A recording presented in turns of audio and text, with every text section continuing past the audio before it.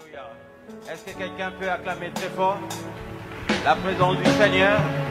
Il nous a donné ce rendez-vous avec lui dans sa présence. Que le Seigneur soit glorifié. Merci Jésus. Alléluia. Alléluia. Gloire au Seigneur. Bien, nous bénissons le Seigneur pour ces merveilleux moments qu'il nous offre. Nous le bénissons pour la vie d'un chacun de nous. La vie, c'est un don qui vient de lui. Et nous lui sommes reconnaissants. Il nous a prêté la force, l'aide, le mouvement, le souffle. Et voilà, nous sommes là pour passer du temps avec lui, lui qui est la source de la vie. Une chose est importante, quel que soit ce que nous pouvons être. C'est important pour chaque homme d'avoir du temps, un moment comme celui-ci avec le Seigneur. J'insiste, quel que soit ce que nous pouvons être. Alléluia. Et David pouvait dire, était roi, était un numéro 1, je suis dans la joie, lorsqu'on me dit, allons dans la maison du Seigneur. Il n'y a pas la vie ailleurs sinon que dans celui que nous avons choisi, pour qui nous avons opté, décidé de suivre, de recevoir dans notre cœur, en faire les centres de notre vie. Alléluia. Il n'y a pas la vie ailleurs sinon qu'en Jésus. Et il n'y a pas la vie ailleurs sinon qu'en Jésus. Et tout ailleurs où Jésus n'est pas, qui n'a rien à voir avec sa gloire, c'est la perdition. Amen. Que Dieu soit glorifié. Nous bénissons le Seigneur pour ces moments. Nous voulons écouter l'enseignement de sa parole. Si vous avez vos Bibles, vous pouvez ouvrir. Nous sommes dans Marc chapitre 6. Nous allons lire à partir du verset 45. Marc chapitre 6. Nous lisons du verset 45 à 51. Je lis pour nous. Nous pourrons aussi toucher quelques 3, 4, 5 versets dans Matthieu qui parlent de la même histoire. On parle des synoptiques. Aussitôt, après, il obligea ses disciples à monter dans la barque et à passer avant lui de l'autre côté, vers Bethesda, pendant que lui-même renverrait la foule. Et quand il eut renvoyé, il s'en alla sur la montagne pour prier. Et le soir étant venu, la barque était au milieu de la mer et Jésus était seul à terre. Et il vit qu'ils avaient beaucoup de peine à ramer car le vent leur était contraire. À la 4e veille de la nuit environ, il alla vers eux marchant sur la mer et il voulait les dépasser. Et quand ils les virent marcher sur l'eau, ils crurent que c'était un fantôme et poussèrent des cris. Et car ils le voyaient tous et ils étaient troublés. Aussitôt Jésus leur parla, leur dit, rassurez-vous, c'est moi, n'ayez pas peur. Et puis il monta vers eux dans la barque et le vent cessa. Ils furent en eux-mêmes tous stupéfaits et remplis d'étonnement. Dans Matthieu chapitre 14, verset 22, c'est le même épisode. Marc n'a pas mentionné cette portion, peut-être nous le toucherons lorsque nous allons développer. C'est ce que nous voulons partager ce matin. Le verset 28, Matthieu 14. Pierre lui répondit, Seigneur, si c'est toi, ordonne que j'aille vers toi sur les eaux. Et il dit, viens Pierre. Viens. Pierre sortit de la barque et marcha sur les eaux pour aller vers Jésus. Mais voyant que le vent était fort, il eut peur. Et comme il commençait à enfoncer, il s'écria, Seigneur, sauve-moi. Aussitôt, Jésus étendit la main, les saisit et lui dit, homme de peu de foi, pourquoi as-tu douté? Ils montèrent dans la barque et le vent cessa. Ceux qui étaient dans la barque vinrent se prosterner devant Jésus et dire que véritablement les fils de Dieu, après avoir traversé la mer, ils vinrent dans le pays de Génézareth. Est-ce que nous pouvons acclamer cette parole du Seigneur? Alléluia. Allez sur l'autre bord. D'aller l'ordre, telle est la parole, telle est la destination que le Seigneur indique à ses disciples. Des événements, s'il faut parler du contexte proche de ce que nous sommes en train de regarder. Hérode a mis la main sur Jean-Baptiste. On l'a décapité à cause de la demande d'une jeune fille influencée par sa mère parce qu'elle avait dévisé.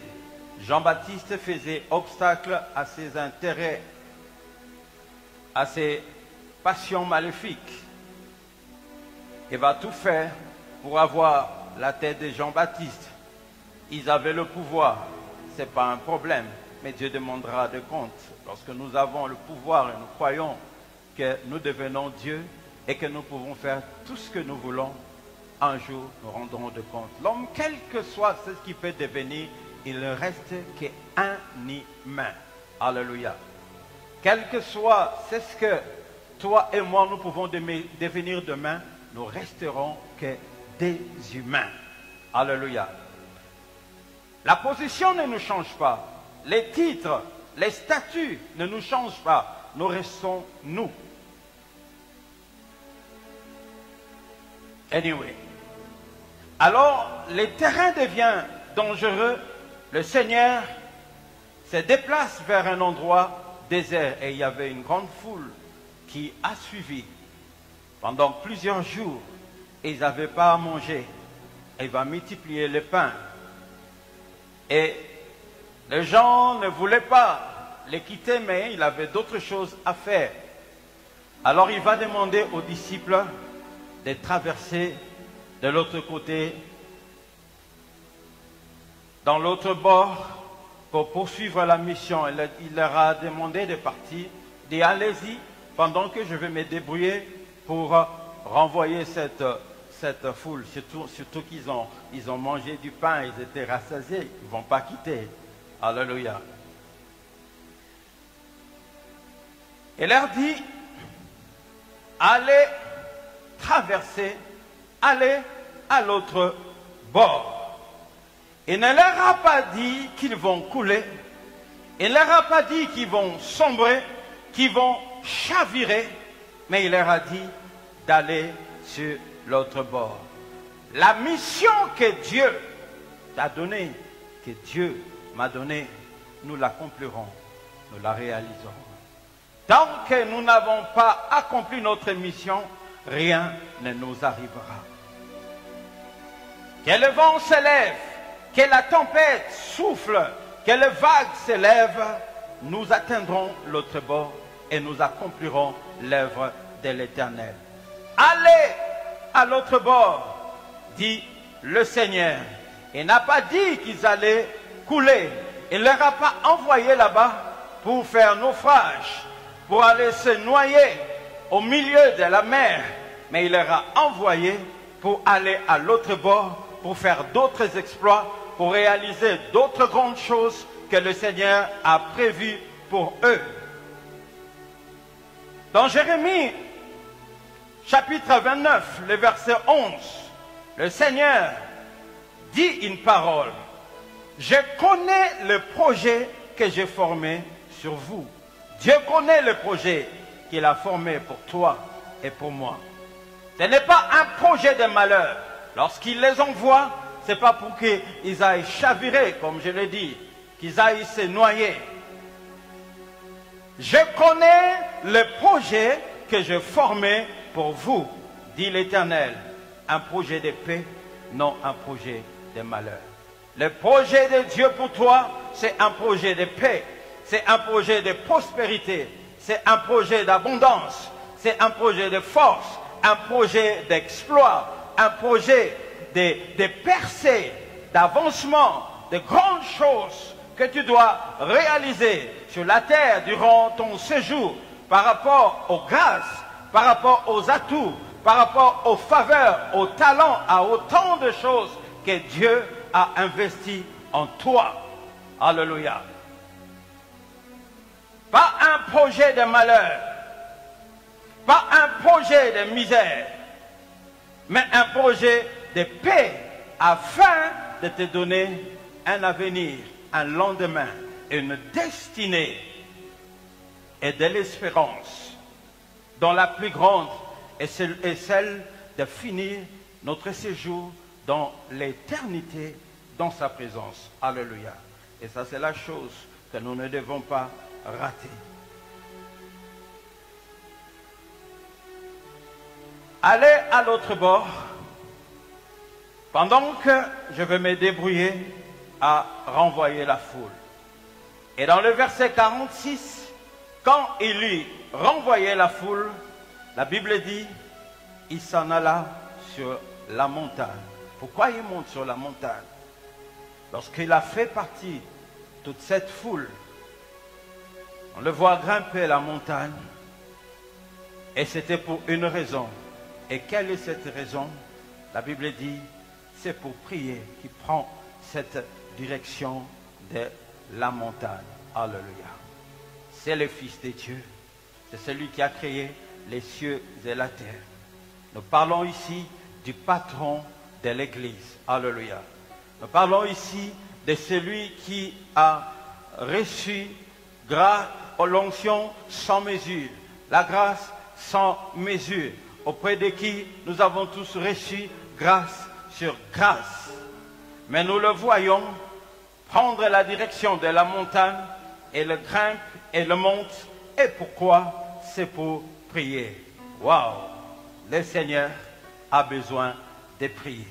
Et une question qu'on va se poser, si c'est lui qui nous a appelés, si c'est lui qui est le patron de l'Église, si c'est lui qui est le concepteur de cette œuvre, sans le besoin, et décide et prend le temps, se donne un temps et une place pour aller prier.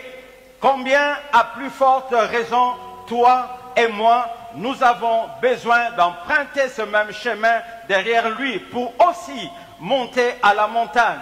Même si nous ne saurons peut-être pas faire comme lui, mais que nous devons faire. Alléluia. J'aimerais un peu parler de la vie de prière de Jésus ce matin. Qu'on regarde, c'est important. Nous sommes ses disciples, appelés à lui ressembler, appelés à faire comme lui, à agir comme lui, à nous impliquer comme lui. La direction qu'il a prise, c'est la direction que toi et moi, nous devons prendre. Nous ne serons jamais plus forts que lui, ne serons jamais plus spirituels que lui. Quelles que soient les raisons que nous pouvons nous donner, quelles que soient les raisons que nous pouvons coudre, fomenter, pour justifier pourquoi nous ne prions pas, nous n'aurons pas de raison. Si le Fils de Dieu a eu besoin de trouver du temps, de se débrouiller pour avoir le temps pour prier, combien à plus forte raison, toi et moi, nous devons nous débrouiller pour trouver le temps pour prier, le temps à passer devant Dieu, le temps pour parler avec Dieu, de tout et de rien, de nos vies, de notre ministère, de notre travail, de nos enfants, de notre épouse, de nos projets, de nos ambitions. Nous avons besoin de présenter tout ça à Dieu afin qu'il puisse nous assister. Alléluia. Oui, nous avons le Saint-Esprit. Oui, l'Esprit du Seigneur est descendu sur lui. La Bible dit, l'Esprit du Seigneur est sur moi, il m'a oint. Il était oint, il avait l'onction. Mais on le voit emprunter la direction de la montagne pour aller prier. Alléluia. Il en avait besoin. Toi et moi, nous en avons plus que besoin. Dans Marc, chapitre 1er, le verset 35, nous sommes en train de parler un peu de la vie de prière de Jésus. Vers le matin, à quelle heure? Pendant qu'il faisait encore très sombre, il s'éleva, sortit pour aller ouvrir son téléphone, regarder Facebook, regarder un peu quel est le discours que le président a tenu à la Nations Unies, pour regarder WhatsApp dans le groupe, quel qu'on a communiqué. Alléluia. C'est le réflexe que nous avons le plus souvent. Hier ou avant-hier, je me réveille, j'écoute mon téléphone, je fais lire, je voulais t'ouvrir. J'ai poussé ça de côté. Je me suis mis à genoux pour prier. C'était environ 5h, 5h15 ou 5h30. Si le Fils de Dieu a eu besoin de prier, combien à plus forte raison, toi et moi, nous avons besoin de prier dans ce monde glissant, dans ce monde des 1000 enjeux et dont même beaucoup que nous ignorons profondément. Alléluia.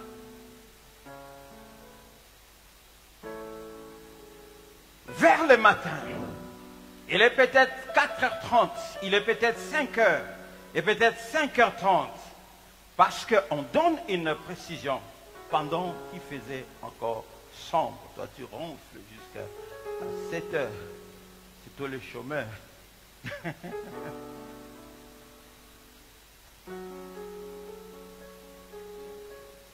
Un enfant de Dieu est matinal pour commencer la journée avec son Père. Pendant qu'il faisait encore sombre, il se leva et il sortit. La soif, le besoin, le désir de son âme le pousse.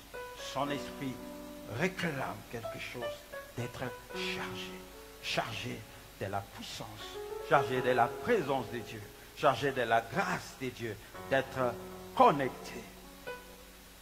Notre premier réflexe, dès que le courant part dans ces pays où le courant part pas, quand ça vient, si ça vient à 5 heures, le premier réflexe, c'est de brancher les téléphones pour que ça charge avant que le courant parte. C'est d'abord ta batterie que tu dois brancher.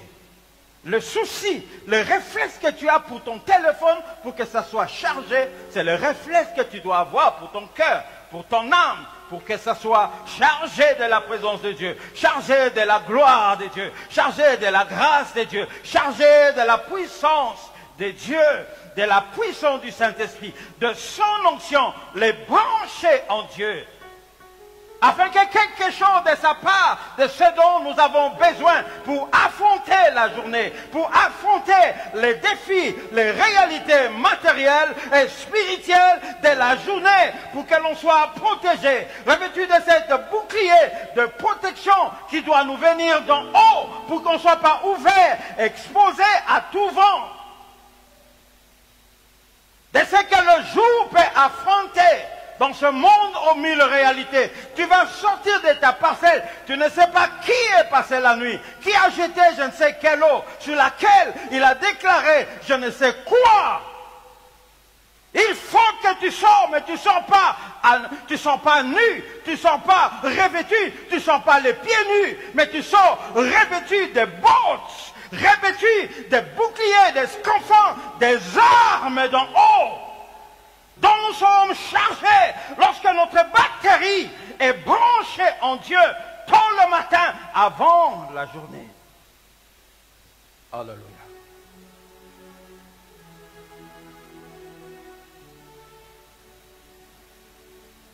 Pour aller dans un lieu désert où il pria, où il ne va pas être dérangé, le désert, il est loin de son téléphone, il est loin de tout ce qui peut les distraire. Dans Luc chapitre 6, versets 12 à 13, en ce temps-là, Jésus s'est rendu sur la montagne pour prier et il passa toute la nuit à prier Dieu.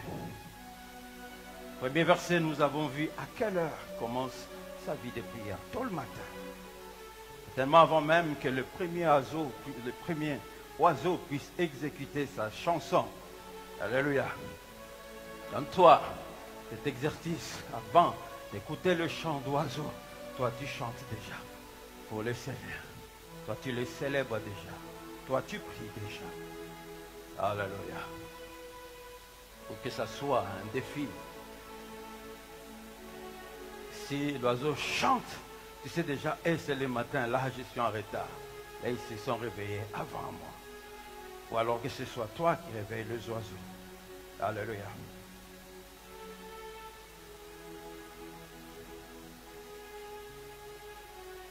Je les ai rendus sur la montagne pour prier. Et pria combien de temps?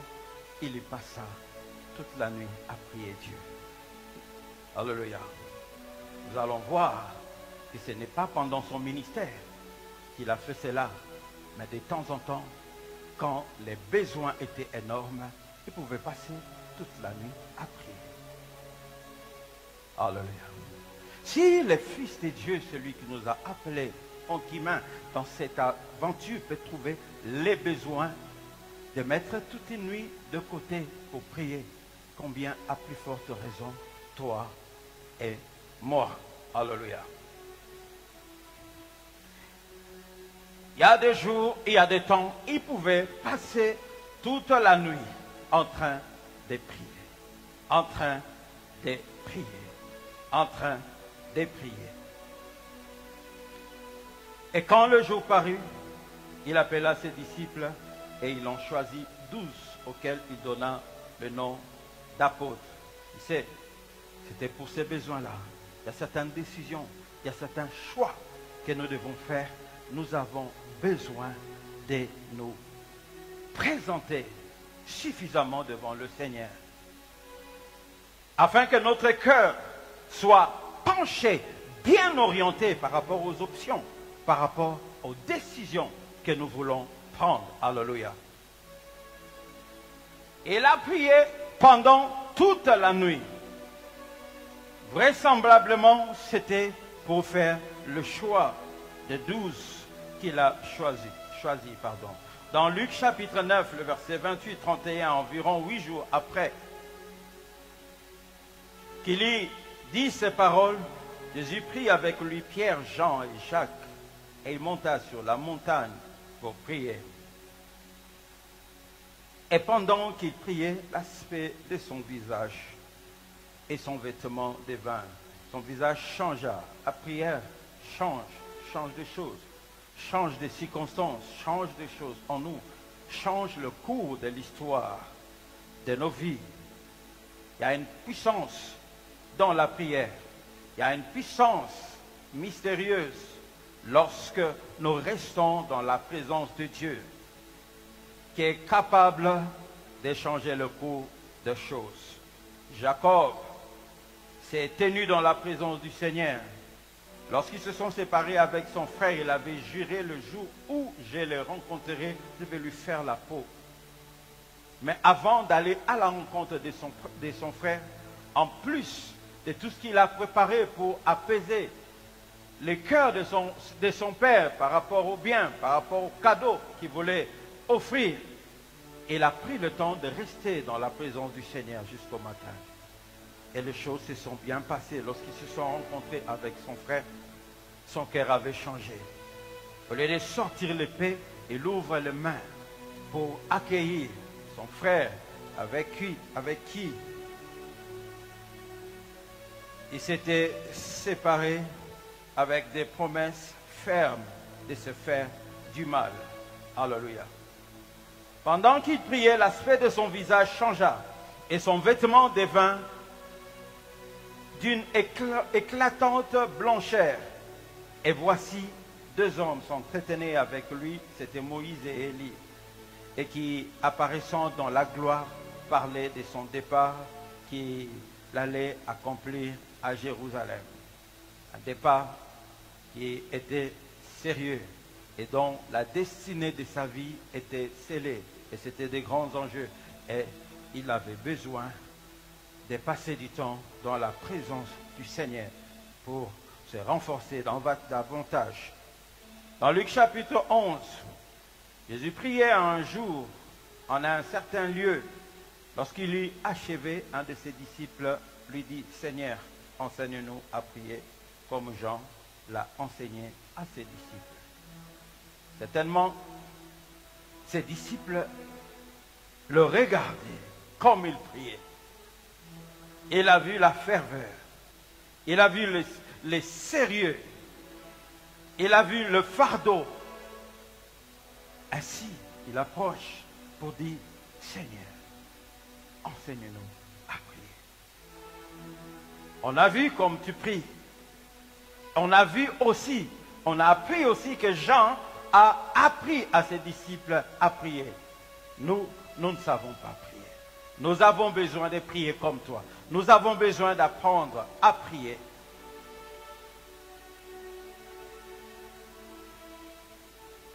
Dans Matthieu chapitre 26, le verset 36, là-dessus Jésus alla avec eux dans un lieu appelé Gethsemane. Ça serait parmi ses dernières prières. Nous avons vu dans son parcours qu'elle s'aimait des prières. Et des prières qui commençaient tôt le matin. Et des prières qui s'étendaient des fois des heures et des heures selon le besoin et par-ci, par-là et de temps en temps. La prière avait une place dans la vie de celui de qui nous nous réclamons. Matthieu 26, le verset 36. Là-dessus, Jésus alla avec eux dans un lieu appelé Gethsemane. Il dit aux disciples, asseyez-vous ici pendant que je m'éloignerai pour prier. Pendant que je m'éloignerai pour prier. Et nous connaissons la suite. Il a prié avec ferveur. Des choses terribles, des situations terribles étaient devant lui. L'attendaient dans la journée. L'angoisse de la mort et de l'homme de la mort était devant. Il avait besoin de prier. Et les disciples étaient incapables de prier, même pas une heure avec lui. Il rentrait, il le trouvait endormi. Il n'avait pas la force de prier.